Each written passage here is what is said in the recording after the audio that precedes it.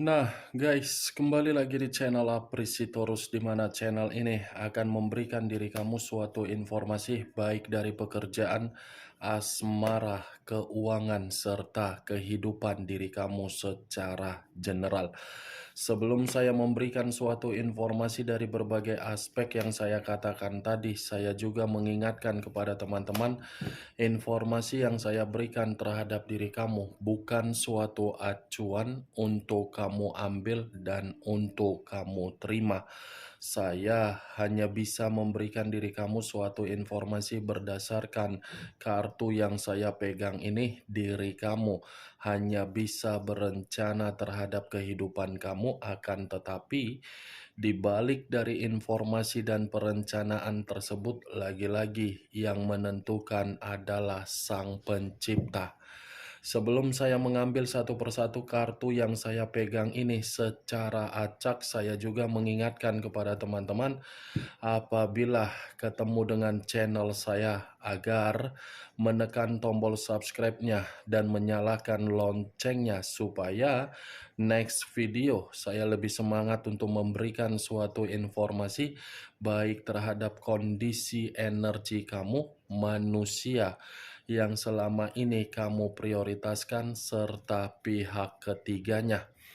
Oke, Wak Geng, sama seperti biasanya, saya tidak memiliki judul atau topik yang akan saya angkat atau yang akan saya bahas, tetapi saya akan berusaha untuk berbagi cerita dari setiap kartu yang akan saya ambil nanti secara acak. Apakah cerita di balik dari kartu tersebut akan memberikan suatu gambaran yang bersifat positif atau kebalikannya? Kita langsung saja. Saya akan mengambil beberapa kartu, di mana kartu yang akan saya ambil nanti bisa saja bersifat resonate, bisa saja tidak bersifat resonate. Semuanya saya kembalikan terhadap pola pemikiran kamu, semuanya saya kembalikan terhadap situasi energi yang kamu miliki untuk saat ini.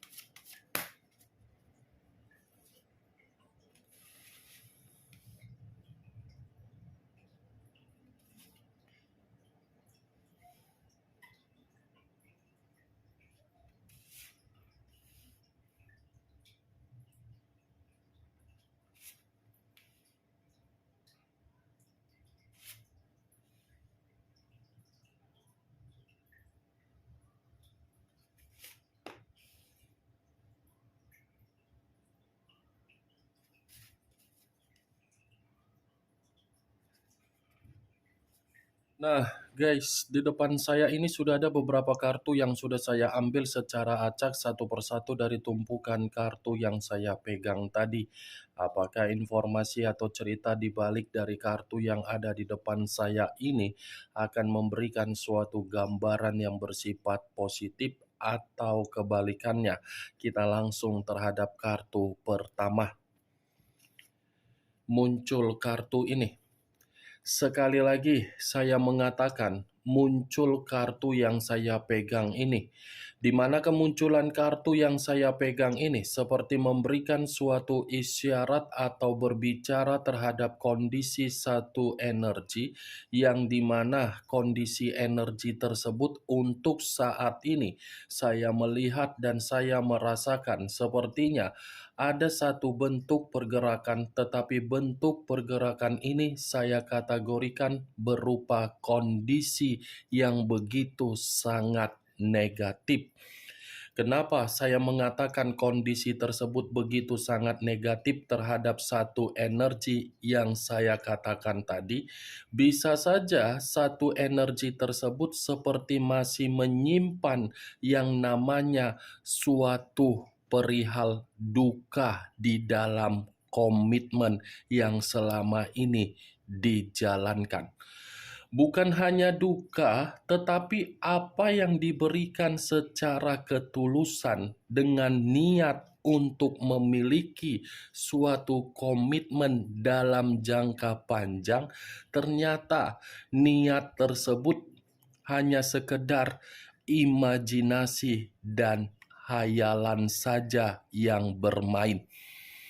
Secara kenyataan, seperti meminum racun, secara kenyataan, seperti memberikan suatu ruang terhadap pemikiran, di mana pemikiran tersebut merasa tidak stabil, tidak jernih, karena memang perjalanan komitmen sudah salah dilakukan. Kalau kartu ini saya arahkan terhadap posisi energi yang dimiliki oleh pihak lain atau orang lain, serta mengesampingkan satu energi yang saya katakan tadi, saya rasa kartu ini seperti memberikan suatu gambaran yang dimana pihak lain sepertinya terasingkan dari apa yang diprioritaskan, di mana ketika merasa terasingkan seperti memiliki pemikiran yang tidak dihargai.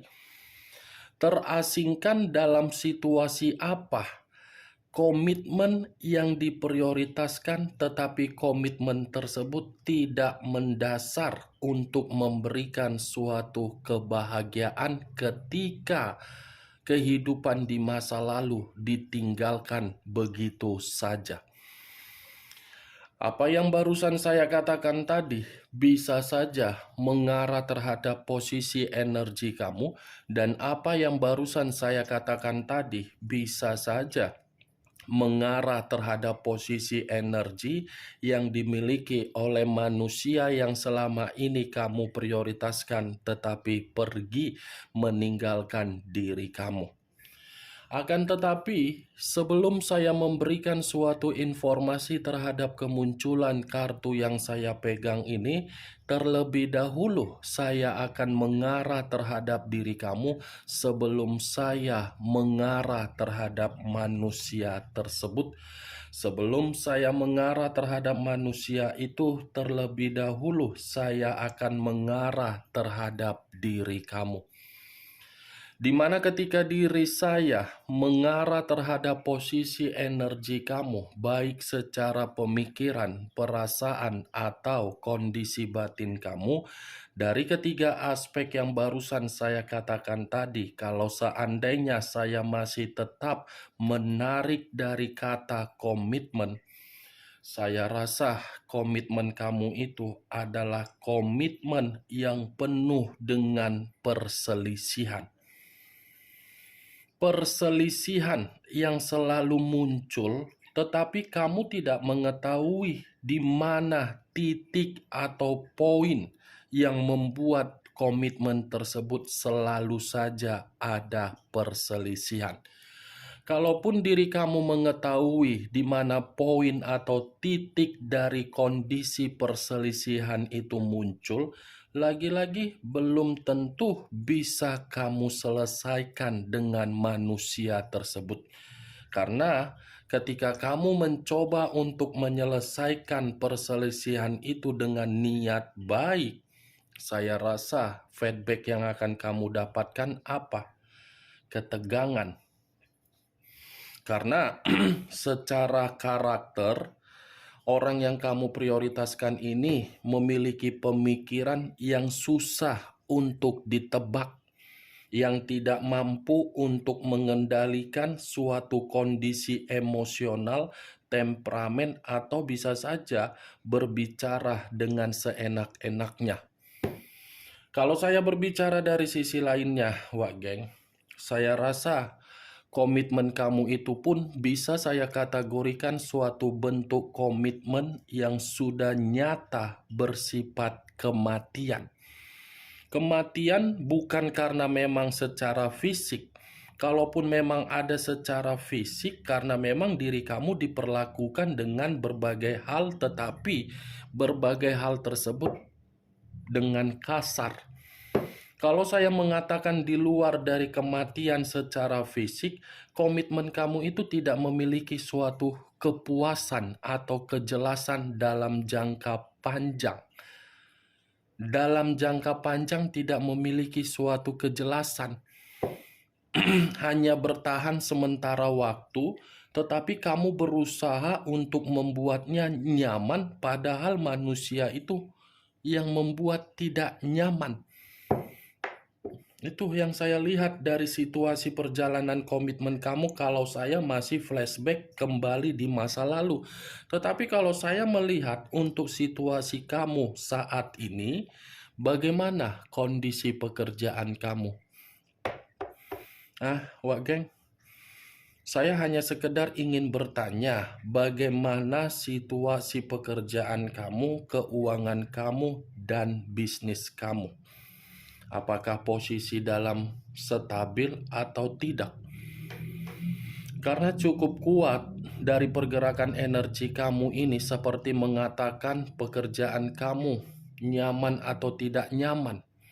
Karena seakan-akan ada permasalahan, tetapi permasalahan tersebut membuat diri kamu seperti orang yang buntu.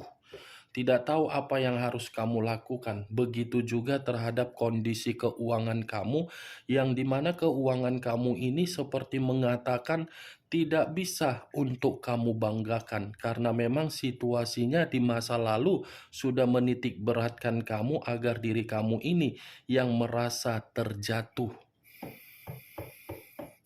Saya hanya sekedar menyarankan diri kamu, Wak Geng, dari posisi kesehatan. Tolong, kalau memang diri kamu membutuhkan yang namanya jam istirahat pada waktunya, istirahatlah ya.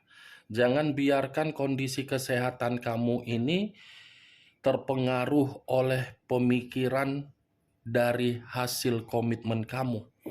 Karena kalau memang kalau kamu membiarkan pemikiran kamu ini mempengaruhi kondisi kesehatan kamu, kamu loh nanti yang akan rugi. Kamu yang akan merasa terjebak. Kamu yang akan merasa tidak memiliki semangat, dan pemikiran kamu akan selalu membuat diri kamu seperti orang yang tidak memiliki semangat. Kesampingkan dulu urusan permasalahan komitmen kamu. Kendalikan dulu kesehatan kamu. Kesehatan kamu ini jauh lebih penting daripada hal-hal yang lain. Ya, Wak Geng? Bisa kan? Apa yang barusan saya katakan tadi, itu masih berdasarkan dari pergerakan energi kamu. Belum acuannya dari kartu yang saya pegang ini.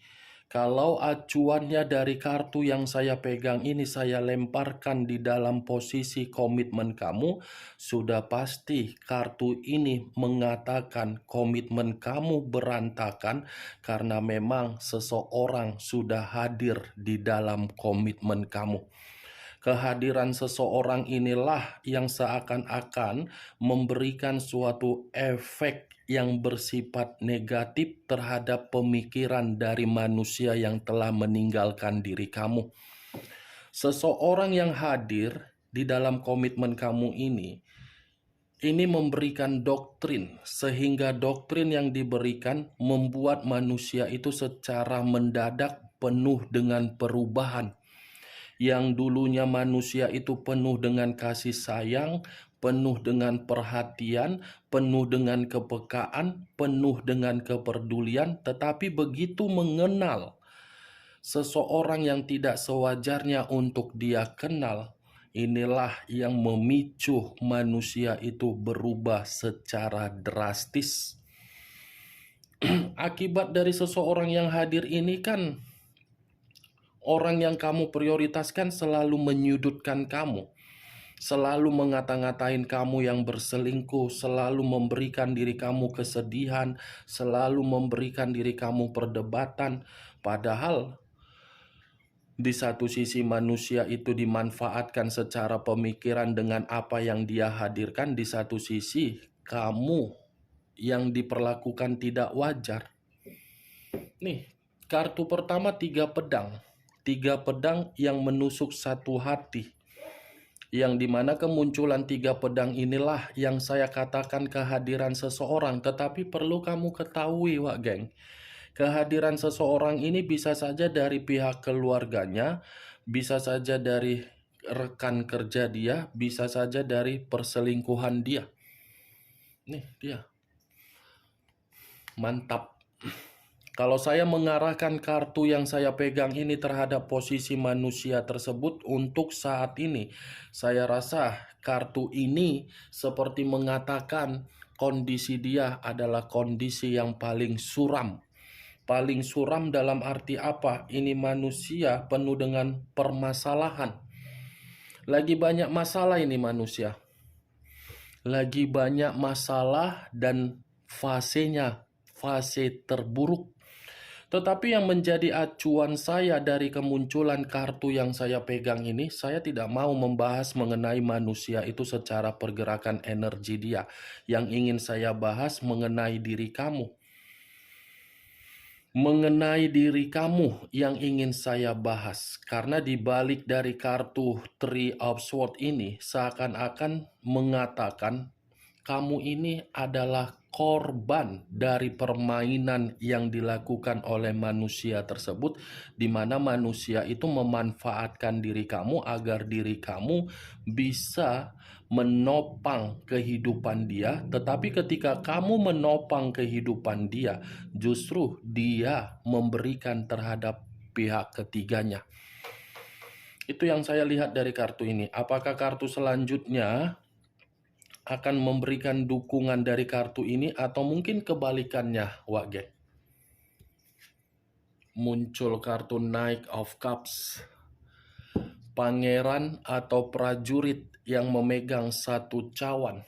Kalau saya mencoba menarik kata cawan, cawan ini lagi-lagi seperti memberikan suatu gambaran yang dimana manusia ini sudah jelas dia yang memanfaatkan diri kamu. Ibarat orang yang bekerja sama dari perselingkuhan dia untuk bisa mendapatkan suatu keuntungan dari diri kamu.